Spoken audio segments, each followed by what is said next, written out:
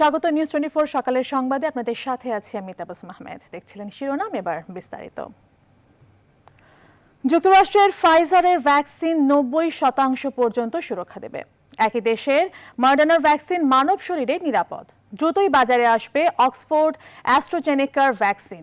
রাশিয়ার স্পুটনিক 5-এর সাথে চীনের সিনোভ্যাক ভ্যাকসিনও। এসব দাবি ভ্যাকসিন তৈরিকারী প্রতিষ্ঠানগুলোর, কিন্তু আসলে কবে ভ্যাকসিন বাজারে আসবে সেই প্রশ্নের উত্তর খুঁজেছেন অন্তরা বিশ্বাস।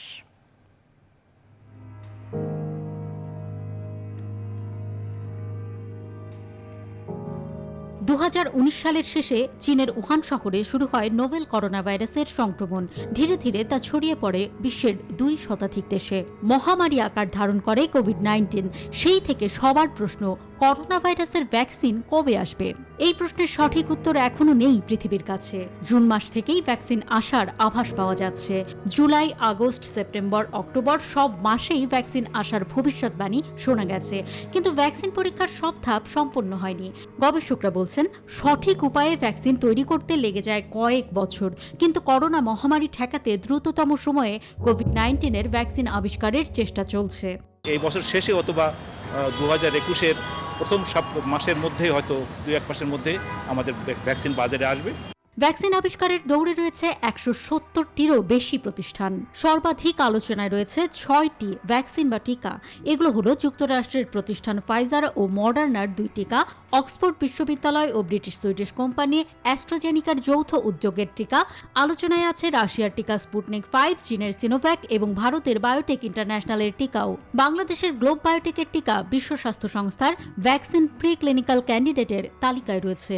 অক্সফোর্ড ভ্যাকসিন যেটা, ওটাই তো আমরা আনতেছি 3 কোটি টাকা দিয়ে। ডিসেম্বরে আমরা পাবো, না হলে ম্যাক্সিমাম হলো জানুয়ারিতে আমরা পাবোই। তো এখন দেখা যাচ্ছে যে ফাইজার অ্যান্ড বায়োএনটেক, যে জার্মান কোম্পানি, ওরা বানাচ্ছে, ওরা 90% প্রোটেকশন দেয়। আমাদের এটাও কাছাকাছি, কারণ আমাদের এখানে আবার 80% প্রোটেকশন দেবে। ভ্যাকসিন প্রতিযোগিতায় আমাদের বাংলাদেশের গ্লোব বায়োটেক কিন্তু এগিয়ে আছে। তাদের experience is no less than Pfizer or Oxford university researcher, কিন্তু আমাদের তো সেই ফ্যাসিলিটি দিতে পারিনি।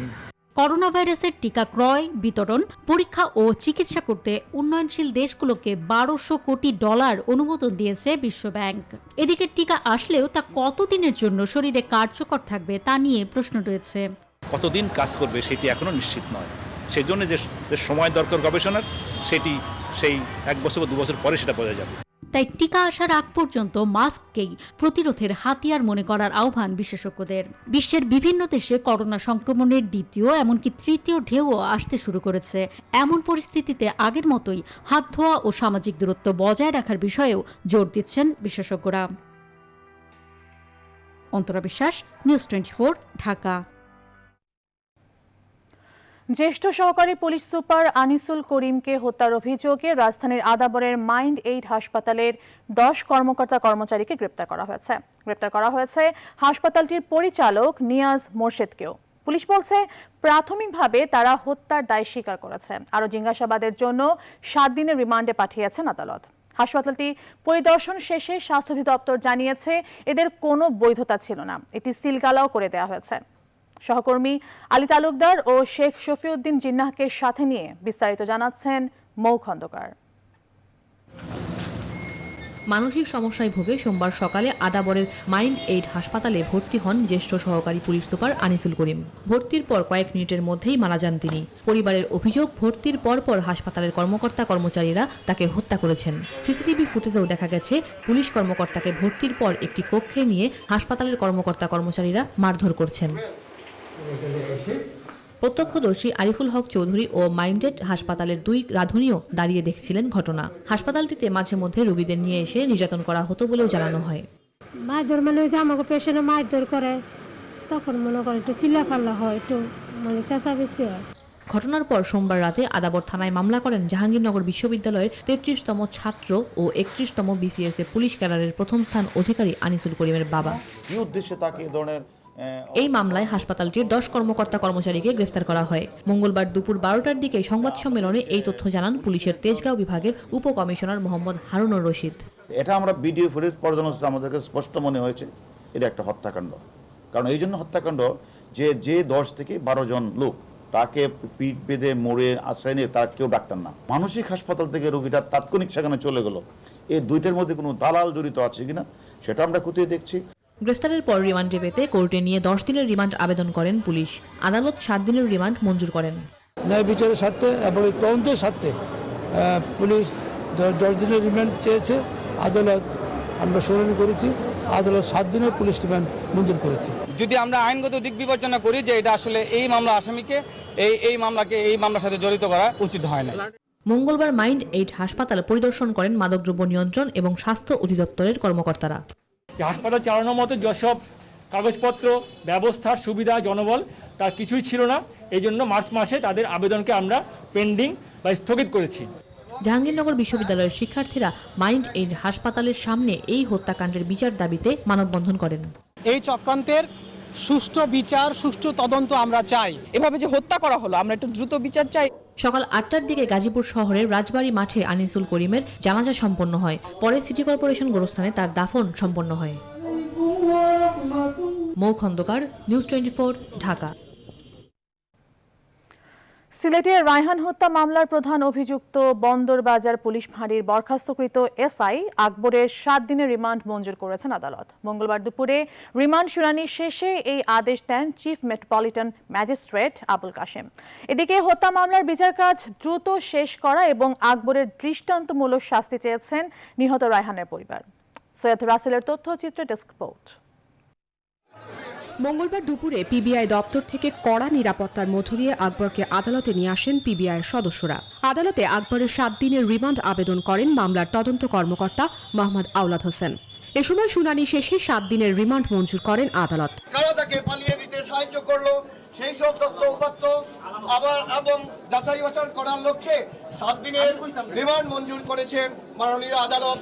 পুলিশ সুপার জানান, আকবরের আত্মগোপনের ঘটনায় কোনো পুলিশ কর্মকর্তা জড়িত থাকলে তাকে আইনের আওতায় আনা হবে। আকবর এই মামলার প্রধান সন্দেহভাজন আসামি। সম্পূর্ণ মামলাটা তাকে ঘিরে তাকে আবর্তিত হবে, সেটা মাথায় রেখে আমরা মামলা তদন্ত এগিয়ে নিয়ে যাব। এদিকে রায়হান হত্যার প্রধান অভিযুক্ত আকবরের দৃষ্টান্তমূলক শাস্তি চেয়েছেন নিহত রায়হানের পরিবার।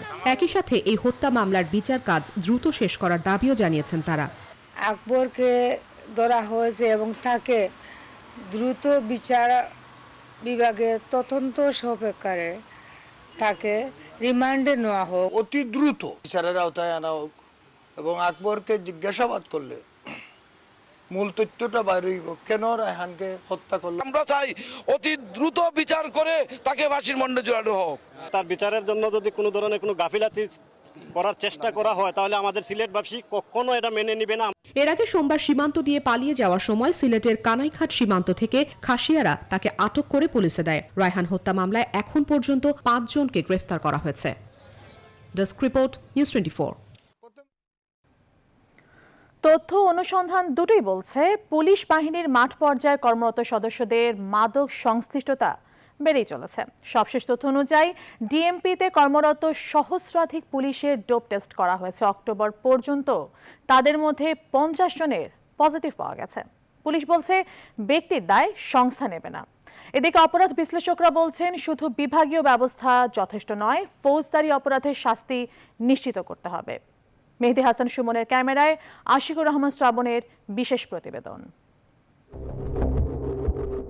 জনগণের বন্ধু ও রক্ষক পুলিশের কিছু বিপদগামী সদস্য মাদক কারবারে জড়িয়ে বিভিন্ন সময়ে গণমাধ্যমের শিরোনাম হয়েছে। চলতি বছরের জুন মাসে মোহাম্মদপুর থেকে পুলিশের হাতেই আটক হয় এসআই আতিক।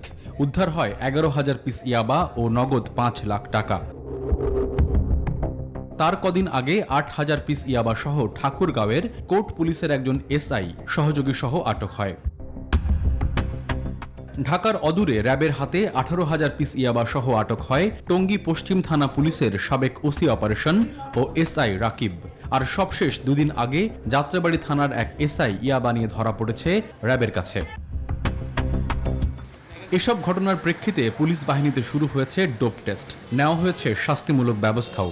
আমি আসার পরে একটা অফিসারকে আমরা সাসপেন্ড করেছি, সে একটা মাদক ব্যবসায়ের সঙ্গে সম্পৃক্ত ছিল। আমি সব ইউনিটকে বলে দিয়েছি যে আমাদের র্যান্ডম স্যাম্পলিং করা হবে, কোনো ফোর্স বা অফিসার যদি মাদকের সঙ্গে জড়িত হয়, ড্রপ টেস্টে ধরা পড়ে তাকে তাৎক্ষণিকভাবে চাকরিচ্যুত করা হবে। ব্যক্তির দায় কখনো আমরা সংস্থা নেইনি বা নিবও না।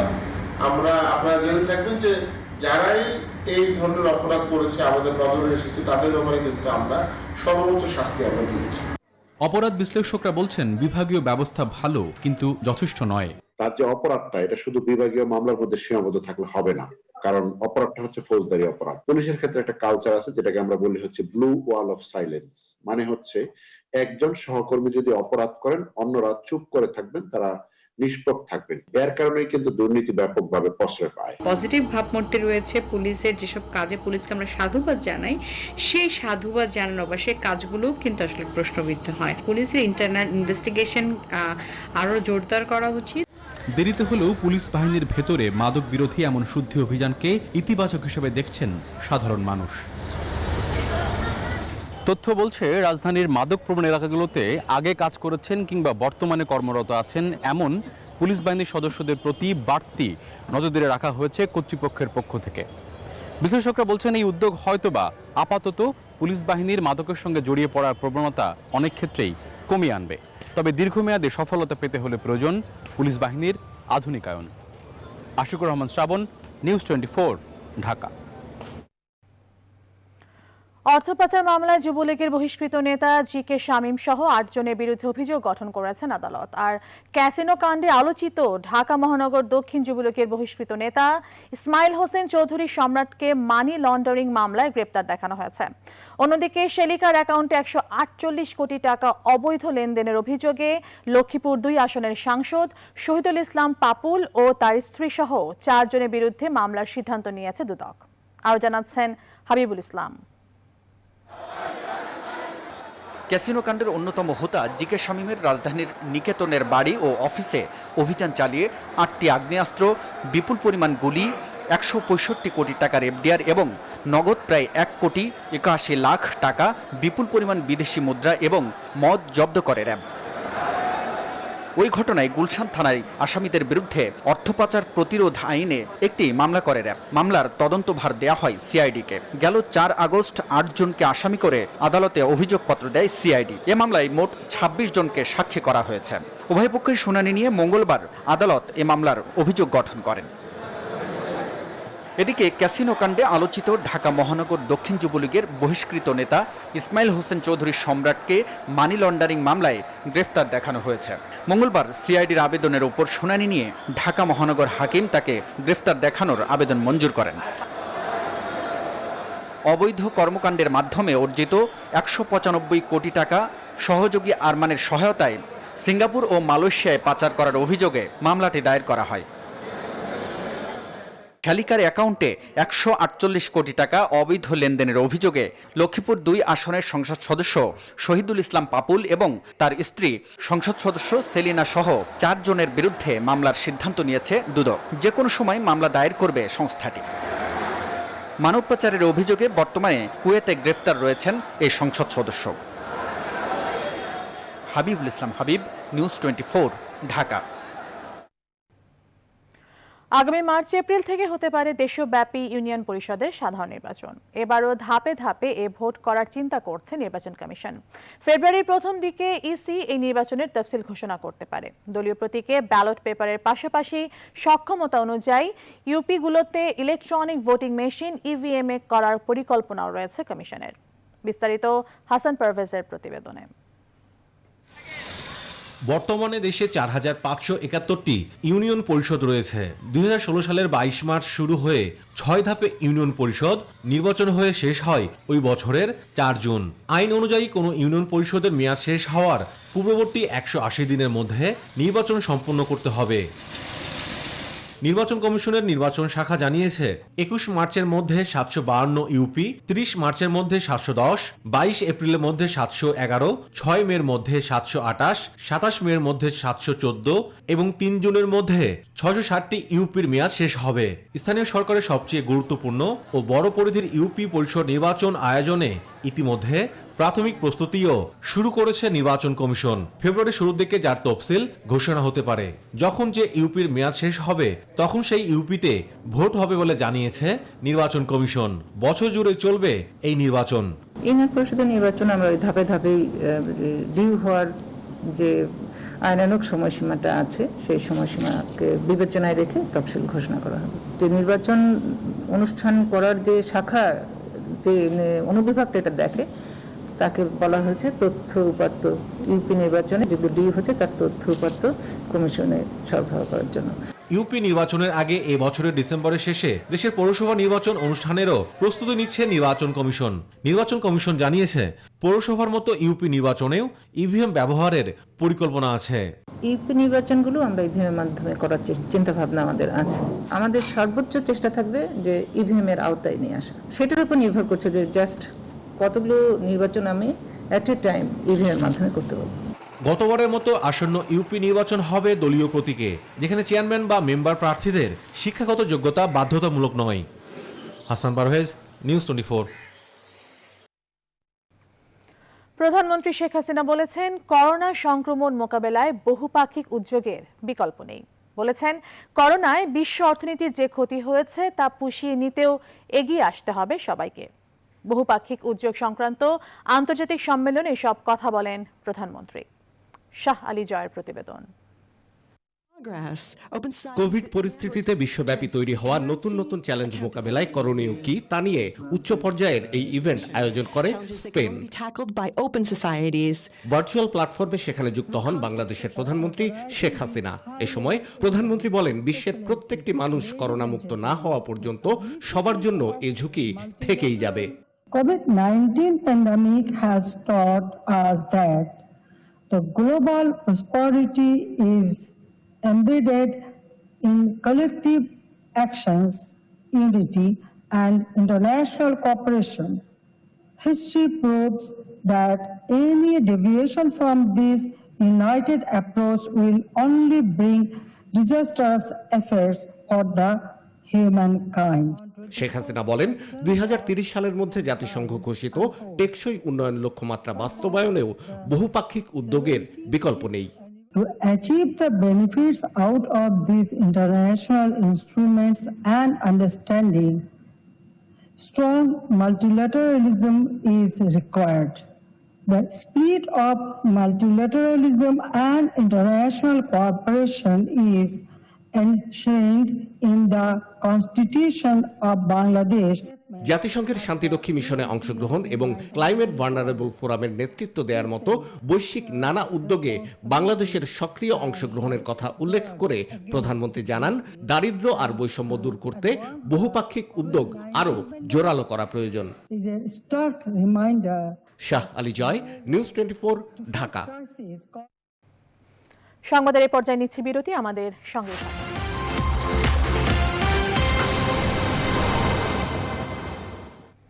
আবারও স্বাগত। দেখছেন নিউজ 24 সকালের সংবাদ। সাভার বাসস্ট্যান্ড এলাকায় 6 তলা একটি ভবন অপর এক ভবনের উপর হেলে পড়েছে। পৌর মেয়র আব্দুল গনি জানান, কয়েকদিন ধরে ভবনটি হেলে পড়ে, তবে মঙ্গলবার ভবনে ফাটল দেখা দেয় আতঙ্কের সৃষ্টি হয়। খবর পেয়ে পুলিশ ও ফায়ার সার্ভিস কর্মীরা ভবনে থাকা সকলকে নিরাপদে সরিয়ে নেয়। ভবনটিতে প্রায় অর্ধশতাধিক পরিবার ছিল। প্রাথমিকভাবে ভবনটি সিলগালা করা হয়েছে। বুয়েটের প্রকৌশলীদের পরীক্ষা নিরীক্ষার পর পরবর্তী পদক্ষেপ নেওয়ার কথা জানিয়েছেন মেয়র।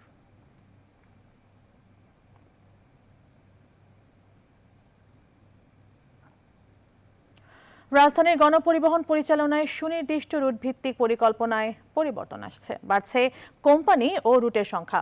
পরিবর্তিত পরিকল্পনা অনুযায়ী 42 রুটে চলবে 22 কোম্পানির বাস। রাজধানীর নগর ভবনে আয়োজিত বাস রুট রেশনালাইজেশন কমিটির বৈঠক শেষে এসব জানান ঢাকা দক্ষিণের মেয়র ফজলে নূর তাপস।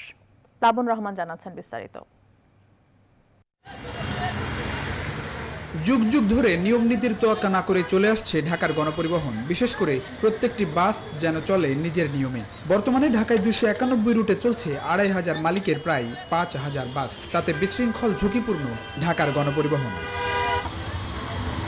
ঢাকায় মানসম্মত যাত্রী সেবা নিশ্চিত করতে প্রয়াত মেয়র আনিসুল হক হাতে নিয়েছিলেন বাস রুট রেশনালাইজেশন প্রোগ্রাম, যাতে রাজধানীর প্রায় ৩০০ রুটকে ২২টি রুটে নিয়ে এসে ৬টি কোম্পানির মাধ্যমে পরিচালনার কথা ছিল, যা বাস্তবায়নের কথা ছিল এবছরের ডিসেম্বরেই।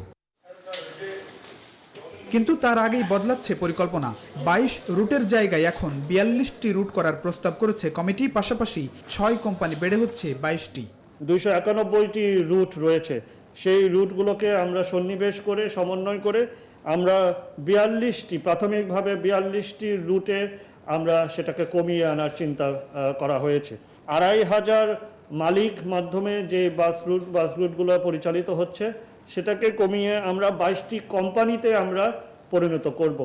মঙ্গলবার দুপুরে নগর ভবনের বুড়িগঙ্গা হলে বাস রুট রেশনালাইজেশন কমিটির বৈঠক অনুষ্ঠিত হয়। সভায় গণপরিবহনের টার্মিনাল নির্মাণে 10টি সম্ভাব্য স্থান নির্ধারণের কথা জানান মেয়র তাপস। তবে ঠিক কতটি টার্মিনাল তৈরি করতে হবে তার চূড়ান্ত প্রস্তাব আসবে ৩১ ডিসেম্বরের মধ্যে।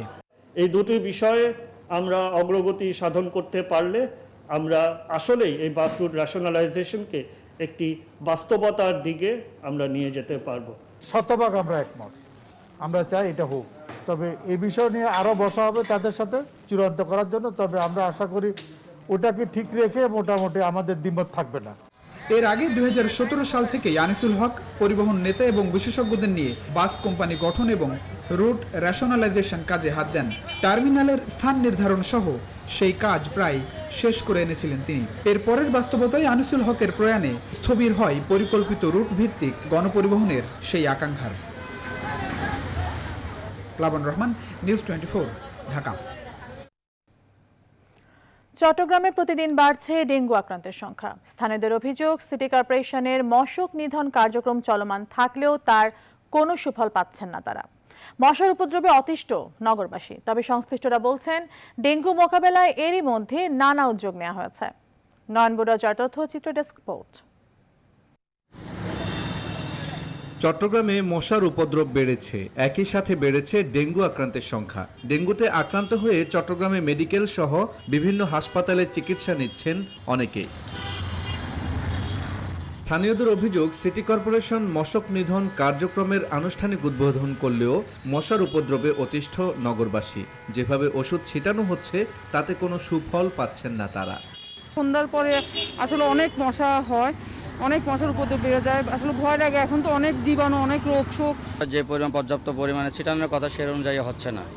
সিটি কর্পোরেশনের প্রশাসক বলছেন, মশক নিধনে নিয়মিত ওষুধ ছিটানোর কার্যক্রম চলমান রয়েছে। তবে নিজ বাড়ির আঙিনা পরিষ্কার রাখার জন্য নগরবাসীর প্রতি আহ্বান জানান তিনি। মশার লার্ভা বিধ্বংসী বিভিন্ন ওষুধ এটা যেমন আমরা ছিটাবো।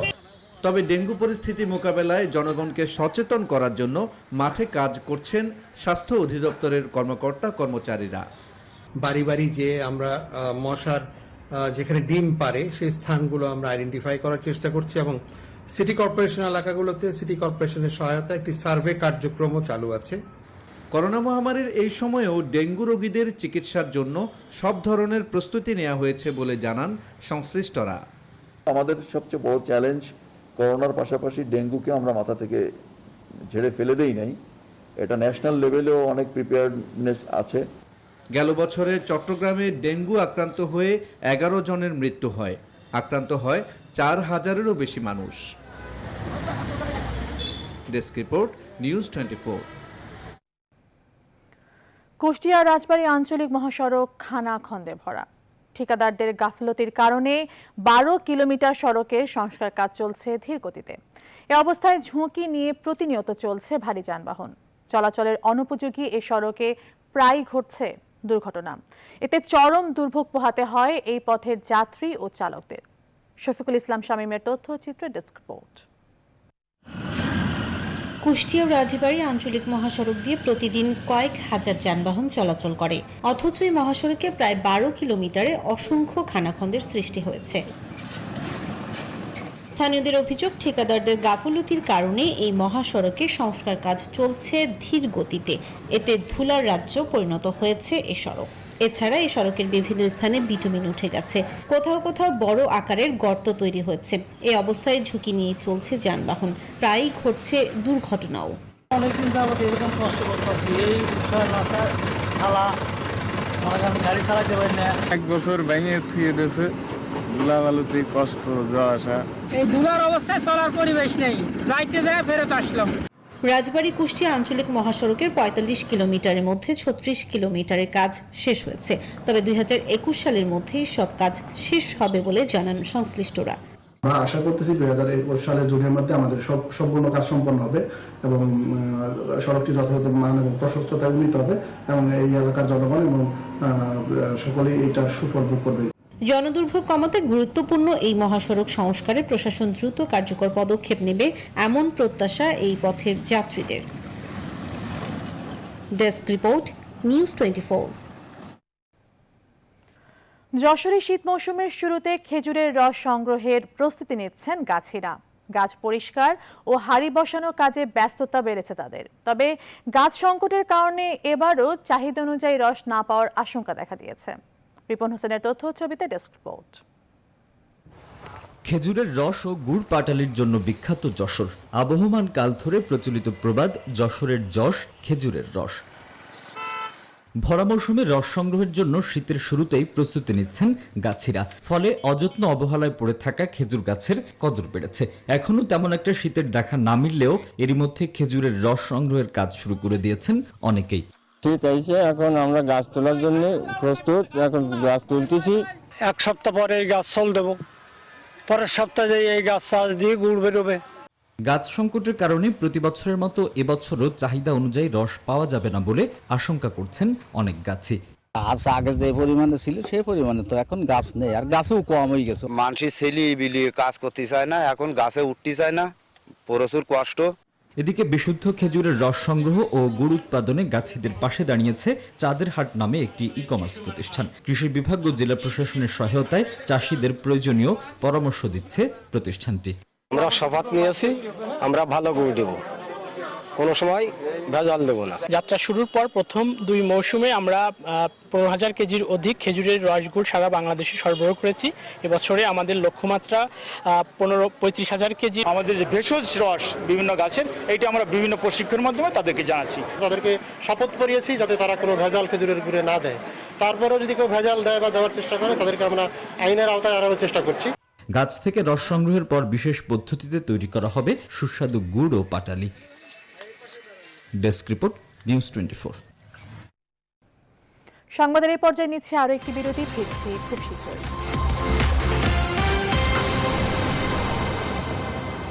আবারও স্বাগত, দেখছেন নিউজ 24 সকালের সংবাদ। এবার আন্তর্জাতিক প্রসঙ্গ। প্রেসিডেন্ট ট্রাম্প নির্বাচনের ফলাফল মেনে না নিয়ে বিব্রতকর অবস্থা সৃষ্টি করছেন বলে মন্তব্য করেছেন নতুন প্রেসিডেন্ট জো বাইডেন।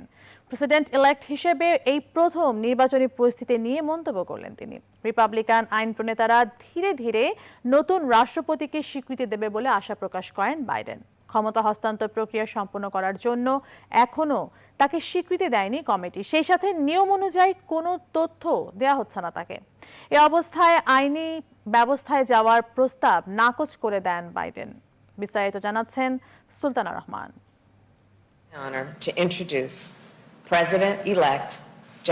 মূলত ওবামা কেয়ার সংক্রান্ত সুপ্রিম কোর্টের হিয়ারিং নিয়ে জরুরি সংবাদ সম্মেলন করেন প্রেসিডেন্ট ইলেক্ট জো বাইডেন এবং vice president elect Kamala Harris. তারা আশ্বস্ত করেন 20 জানুয়ারি দেশের দায়িত্ব নেয়ার পর তাদের প্রথম কাজই হবে প্রতিটি আমেরিকানের স্বাস্থ্যসেবা সুরক্ষিত রাখা, যা জো বাইডেন তার নির্বাচনী প্রতিশ্রুতিতে বলেছিলেন। তবে প্রশ্ন উত্তর পর্বে উঠে আসে নির্বাচন পরবর্তী পরিস্থিতি নিয়ে। ডোনাল্ড ট্রাম্প এখনও এই নির্বাচনের ফলাফল মেনে নেয়নি। বিষয়টি কিভাবে দেখছেন? প্রেসিডেন্ট ইলেক্ট বাইডেন বললেন, বিষয়টি বিব্রতকর।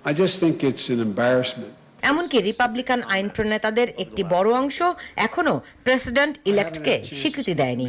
বাইডেন স্বভাব সুলভ ধীর স্থিরভাবেই বললেন, সবকিছুই ঠিক হয়ে যাবে, তারাও স্বীকৃতি দেবেন। The whole Republican Party has been put in a position with a few notable exceptions. President হিসেবে শপথ নিতে এখনো 2 মাস বাকি, তবে ক্ষমতা হস্তান্তর প্রক্রিয়া সোমবার থেকেই শুরু হওয়ার কথা থাকলেও এ সংক্রান্ত দায়িত্বপ্রাপ্ত জেনারেল সার্ভিসেস অ্যাডমিনিস্ট্রেশন বা জিএস এর প্রধান এমিলি মার্ফি এখনো প্রেসিডেন্ট ইলেক্টকে স্বীকৃতি দেননি এবং আইন অনুযায়ী দেশের নিরাপত্তা সংক্রান্ত ক্লাসিফাইড তথ্য প্রেসিডেন্ট ইলেক্টকে দেওয়ার কথা, কিন্তু তাও পাচ্ছেন না জো বাইডেন। এই অবস্থায় আইনি পথে হাঁটবেন কিনা জানতে চাইলে জো বাইডেন বললেন তিনি এখনো কোনো অসুবিধা বোধ করছেন না, ওই সব তথ্য পেলে ভালো হতো, না পেলেও অসুবিধা নেই মন্তব্য করে বাইডেন বলেন দেশে একসঙ্গে দুজন প্রেসিডেন্ট থাকতে পারে না। ডোনাল্ড ট্রাম্পের কাছে শান্তিপূর্ণভাবে দ্বিতীয় মেয়াদে ক্ষমতা হস্তান্তরের জন্য প্রস্তুতি চলছে। সেক্রেটারি অফ স্টেট মাইক পম্পেওর এই মন্তব্য সম্পর্কে প্রতিক্রিয়া জানতে চাইলে বাইডেন হেসে দিয়ে বলেন সবকিছুই ঠিক হয়ে যাবে, নির্বাচনে কোনো কারচুপি হয়নি, ভোট জালিয়াতিরও কোনো প্রমাণ পাওয়া যায়নি। Sultana Rahman, new York. যুক্তরাষ্ট্রের প্রেসিডেন্ট নির্বাচনের 231 বছরের ইতিহাসে নয়া নির্বাচিত জো বাইডেন সহ 46 জন প্রেসিডেন্ট নির্বাচিত হয়েছেন। 1789 সালে প্রথম প্রেসিডেন্ট নির্বাচনে জয়ী হন দেশটির জাতির পিতা জর্জ ওয়াশিংটন। এখন পর্যন্ত বেশিরভাগ প্রেসিডেন্টই 2 মেয়াদে ক্ষমতায় থাকলেও কয়েকজন হতভাগ্য প্রেসিডেন্ট দ্বিতীয় মেয়াদের নির্বাচনে হেরে গেছেন প্রতিপক্ষের কাছে। তবে তাদের সবার মধ্যে প্রেসিডেন্ট ডোনাল্ড ট্রাম্পকে দেখা যাচ্ছে খুবই নেতিবাচক ভূমিকায়, কারণ তিনি তার হার মানতে নারাজ, এমনকি নির্বাচক মণ্ডলীকে আদালতে নিয়ে যেতেও বদ্ধপরিকর তিনি। আরো জানাচ্ছেন নাহিদ সিহান। মার্কিন ইতিহাসে দ্বিতীয় মেয়াদে ক্ষমতায় আসতে না পারা প্রেসিডেন্টের সংখ্যা হাতে গোনা। এখন পর্যন্ত নির্বাচিত হওয়া 46 জন প্রেসিডেন্টের মধ্যে প্রেসিডেন্ট ডোনাল্ড ট্রাম্প সহ মাত্র 11 জন প্রেসিডেন্ট এক মেয়াদে 4 বছরের জন্য ক্ষমতার মসনদে বসতে পেরেছেন। 1789 সালে প্রথম মার্কিন নির্বাচনে জর্জ ওয়াশিংটনের সঙ্গে হেরে গিয়ে জন অ্যাডামস ভাইস প্রেসিডেন্টের দায়িত্ব পালন করলেও পরের নির্বাচনে তিনি হেরে যান। একইভাবে তার জ্যেষ্ঠ পুত্র জন কুইন্সি অ্যাডামসও আভ্যন্তরীণ কোন্দলের কারণে 1829 সালে নির্বাচনে হেরে যান। যুক্তরাষ্ট্রের 22 ও 24তম প্রেসিডেন্ট হলেন গ্রোভার ক্লেভল্যান্ড। 1884 সালে প্রথমবার ও পরে 1892 সালে আরেকবার নির্বাচিত হন তিনি। 1888 সালে নির্বাচনে বেঞ্জামিন হ্যারিসনের কাছে হেরে যাবার পর 1892 সালে আবার বেঞ্জামিনকে হারিয়ে তিনি ক্ষমতায় বসেন। বেঞ্জামিন হ্যারিসনও এক মেয়াদেই ক্ষমতায় ছিলেন। এরপর 100 বছরের মধ্যে আরো কয়েকজন দ্বিতীয় মেয়াদে ক্ষমতায় বসতে ব্যর্থ হয়েছেন। তারা হলেন William Howard Taft, Herbert Hoover, Gerald Ford এবং জিমি কার্টার। 1977 সাল থেকে 1981 সাল পর্যন্ত ক্ষমতায় থেকে দ্বিতীয় মেয়াদে রোনাল্ড রিগানের কাছে হেরে যান জিমি। এরপর যুদ্ধবাজ হিসেবে পরিচিত জর্জ H.W. বুশ বা সিনিয়র বুশ ক্ষমতায় বসেন 1989 সালে। গেল 30 বছরের মধ্যে তিনিই ছিলেন শেষ প্রেসিডেন্ট যিনি একবারই ক্ষমতায় বসেছেন। 1992 সালে বিল ক্লিন্টনের কাছে হেরে যান তিনি। 2020-এর নির্বাচনেও দেশটির 45তম প্রেসিডেন্ট ডোনাল্ড ট্রাম্পও দ্বিতীয় মেয়াদে নির্বাচিত হতে ব্যর্থ হয়েছেন। যদিও এই ব্যর্থতা মেনে নিতে নারাজ তিনি। নির্বাচনে কারচুপির অভিযোগ তুলে মামলাও দায়ের করেছেন ট্রাম্প। নাহিদ সিহান, নিউজ 24। এবার ফার্স্ট সিকিউরিটি ইসলামী ব্যাংক অর্থ বাণিজ্যের সংবাদ।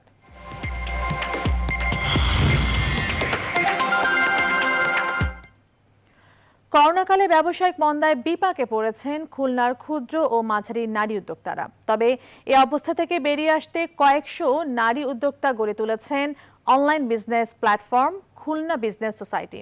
এর মধ্যে সংগঠনটির সদস্য সংখ্যা ছাড়িয়ে গেছে 4000। চাহিদা অনুযায়ী নিজেরাই পণ্য উৎপাদন করে বিক্রি করছেন সংগঠনের সদস্যদের মাঝে। আর এই উদ্যোগকে গ্রামীণ অর্থনীতিতে নতুন সম্ভাবনা হিসেবে দেখছেন সংশ্লিষ্টরা। শামসুজ্জামান শাহিনের তথ্যচিত্র, ডেস্ক রিপোর্ট। করোনাকালীন সংকটে দিশেহারা হয়ে পড়েছেন খুলনার ক্ষুদ্র ও মাঝারি নারী উদ্যোক্তারা। উৎপাদিত পণ্য বিক্রি না হওয়া, কর্মচারীর বেতন, জীবিকা নির্বাহের ব্যয় সব মিলিয়ে আর্থিক সংকটে পড়েছেন তারা। তবে এ সংকট কাটিয়ে উঠতে কয়েকজন নারী উদ্যোক্তা মিলে শুরু করেছেন অনলাইন ভিত্তিক business platform Khulna business society. ঘরে বসে নানা ধরনের খাবার ও 3 পিস অনলাইনের মাধ্যমে বিক্রি করছেন তারা। এতে আর্থিকভাবে লাভবান হচ্ছেন এই উদ্যোক্তারা। আর্থিক দিক দিয়েও কিছুটা বেনিফিটেড হচ্ছে, মানসিক দিক দিয়ে তারা অনেকটা ফ্রি হয়ে যাচ্ছে। কারণ এই ঘরে বসে থেকে মানুষ আসলে অনেক কিছু নিজের যেটা ক্রিয়েটিভিটি ছিল সেটা কিন্তু হারিয়ে ফেলছিল। খুলনায় অনেকেই উৎপাদিত পণ্য অনলাইনে বিক্রি করত, তবে খুলনা বিজনেস সোসাইটির ব্যানারে তাদেরকে এক জায়গায় আনা হয়েছে, যাতে প্রতিকূল অবস্থার মধ্যেও খাঁটি পণ্য ক্রেতার হাতে পৌঁছে দেওয়া যায়। বিক্ষিপ্তভাবে যারা ছড়িয়ে ছিটিয়ে আছে তাদেরকে একত্রিত করা এবং এমন একটা প্ল্যাটফর্ম তৈরি করা যেখানে সবই খাঁটি পণ্য। আর নতুন নারী উদ্যোক্তাদের প্রশিক্ষণ ও ব্যাংক ঋণের মাধ্যমে উৎপাদনে কাজে লাগাতে পারলে গ্রামীণ অর্থনৈতিক ভিত মজবুত হবে বলে মনে করেন সংশ্লিষ্টরা।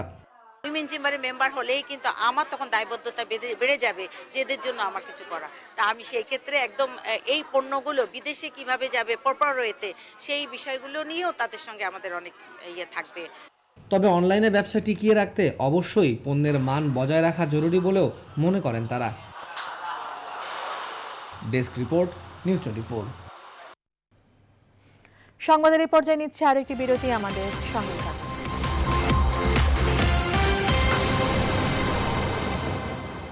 আবারও স্বাগত, দেখছে নিউজ 24 সকালের সংবাদ। খেলার খবর। ইন্ডিয়ান প্রিমিয়ার লিগ আইপিএলে পঞ্চমবারের মতো চ্যাম্পিয়নের গৌরব অর্জন করল মুম্বাই ইন্ডিয়ান্স। প্রথমবারের মতো ফাইনাল খেলা দিল্লি ক্যাপিটালসকে 5 উইকেটে হারিয়েছে রোহিত শর্মার দল। প্রথমে ব্যাট করতে নেমে নির্ধারিত ওভার শেষে দিল্লির সংগ্রহ দ্বারা 156 রান। জবাবে ব্যাট করতে নেমে 8 বল বাকি থাকতেই জয়ের বন্দরে পৌঁছে যায় মুম্বাই। বিস্তারিত ডেস্ক রিপোর্টে। এমন সমীকরণ নিয়ে দুবাই আন্তর্জাতিক স্টেডিয়ামে মুখোমুখি হয়েছিল মুম্বাই ও দিল্লি। টস জিতে ব্যাটিংয়ে নামা দিল্লি খুব একটা সুবিধা করতে পারেনি। দলীয় 22 রানের মধ্যেই 3 উইকেট হারিয়ে বিপদে পড়ে দলটি। সেখান থেকে দলকে টেনে তুলেন অধিনায়ক শ্রেয়াস আইয়ার ও ঋষভ পান্ত। 56 রান করে ফিরলেও শেষ বল পর্যন্ত মাঠে থেকে 50 বলে 65 রান করেন শ্রেয়াস আইয়ার। মূলত ট্রেন্ট বোল্ট ও ন্যাথান কোল্টার নাইলের দারুণ বোলিংয়ে স্কোর লাইনটাও বেশি দূর নিতে পারেনি দিল্লি। কিউই পেসার 4 ওভারে 30 রান দিয়ে নেন 3 উইকেট, 2 উইকেট শিকার নাথান কোল্টার নাইলের। 157 রানের লক্ষ্যে মুম্বাইকে দারুণ শুরু এনে দেন রোহিত ও কুইন্টন ডি কক। রোহিত কিছুটা দেখে শুনে খেললেও আগ্রাসী ছিলেন ডি কক। দক্ষিণ আফ্রিকান ওপেনারের 12 বলে 20 রান করে বিদায় নেওয়ার আগে মুম্বাই উদ্বোধনী জুটি থেকে পায় 45 রান। এরপর বাকি পথটা আরো সহজ হয়ে যায় শর্মার 51 বলে 68 রানের ইনিংসে। 8 বল বাকি থাকতেই 5 উইকেট হারিয়ে আইপিএল এর রেকর্ড 5 বারের শিরোপা উল্লাসে মাতে Mumbai. And now the defending champions are champions once again. Desk report, news 24। টেস্টে 2 দশক পার করল বাংলাদেশ দল। 20 বছরে সাদা পোশাকের ফরম্যাটে বদলে গেছে অনেক কিছুই। লাল থেকে গোলাপি বল দিনের খেলা গড়াচ্ছে রাতের বেলায়। কিন্তু পরিবর্তনের সঙ্গে সত্যিকার অর্থে কি তাল মেলাতে পেরেছেন টাইগাররা? সাবেক ক্রিকেটাররা বলছেন দীর্ঘ সময়ের ম্যাচে জোর দেওয়া উচিত বিসিবির। আন্তর্জাতিক সার্কিটে উন্নতি করতে বাড়াতে হবে টেস্টের সংখ্যাও। আরিফুল ইসলামের প্রতিবেদন।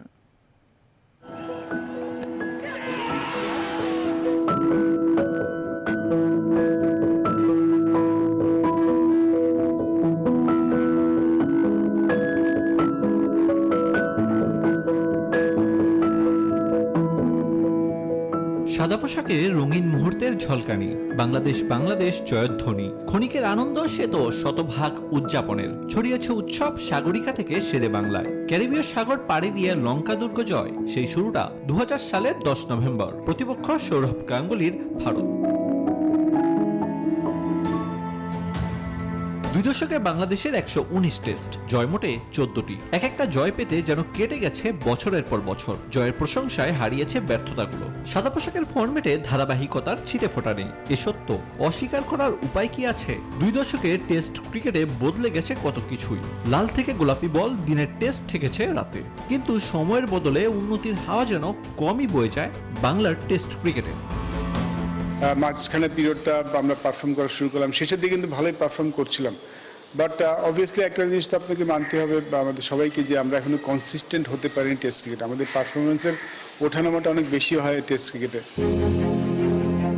প্রতি বছর একই কথা, একই সুর। 5 দিনের লড়াইয়ে দাপুটে হতে বাড়াতে হবে টেস্ট ম্যাচের সংখ্যা। ঘরোয়া লিগেও নজর দেওয়া চাই বিসিবি। বর্তমানে খেলছে তাদেরকে আসলে একটু লঙ্গা ভার্সন দিয়ে এটা বেশি খেলতে হবে। লঙ্গা ভার্সন বেশি না খেললে কিন্তু আপনি টেস্টের রেজাল্ট পাওয়াটা একটু টাফ। 50 ওভারের খেলা অনেক খেলি, টেস্ট খেলাটা কিন্তু ওই সংখ্যায় কম পাই আমরা। সো আমরা যখন দল হিসেবে টেস্ট খেলে, যখন দল হিসেবে নিজেদেরকে প্রমাণ করছি, যখন জেতা শুরু করেছি, সেই সময় কিন্তু আমার টেস্ট খেলার সংখ্যাটা একটু কমে গেছে। 2 দশক পেরিয়ে গেল টেস্ট নিয়ে ভাবনা কাটেনি, তবে প্রতিপক্ষের চোখে চোখ রেখে লড়াই করার মতো সেনা তো আছে বাংলার দুর্গে। দেশের পক্ষে সবথেকে বেশি 210 উইকেট সাকিব আল হাসানের, মুশফিকের উইলোবাজিতে 4,413 রান। ওরাই যে অনেকের অনুপ্রেরণা। আরিফুল ইসলাম, নিউজ 24। ব্যতিক্রমী শামুক নিধন উৎসবের কথা জানিয়ে শেষ করছি এখনকার আয়োজন। পাবনার চলন বিলাঞ্চলে চলছে শামুক নিধনের মহোৎসব। প্রতিদিন ছোট ছোট ডিঙি নৌকায় করে শামুক সংগ্রহ করছেন অনেকে। এসব শামুক ব্যবসায়ীরা কিনে নিয়ে যাচ্ছেন খুলনা, বাগেরহাট, সাতক্ষীরা অঞ্চল সহ বিভিন্ন জেলায়। পরিবেশবিদরা বলছেন, এই জলজ প্রাণীর নির্বিচারে নিধনের ফলে হুমকিতে পড়ছে জীববৈচিত্র্য, বিপন্ন হচ্ছে প্রাকৃতিক পরিবেশ, কমে যাচ্ছে কৃষি জমির উর্বরতা শক্তিও। আহমেদুল হক রানার তথ্যচিত্র, ডেস্ক রিপোর্ট। পাবনার চলন বিলের অন্যতম বড় একটি বিল খলিশাগাড়ি বিল। প্রতিদিন সকাল থেকে দুপুর পর্যন্ত ছোট ছোট ডিঙি নৌকায় করে এই বিল থেকে শামুক সংগ্রহ করছে অনেকে। শুধু এই বিলেই নয়, কুরালিয়া, আফরার, নলডাঙ্গা বিল সহ বিভিন্ন বিলেও চলছে শামুক নিধন।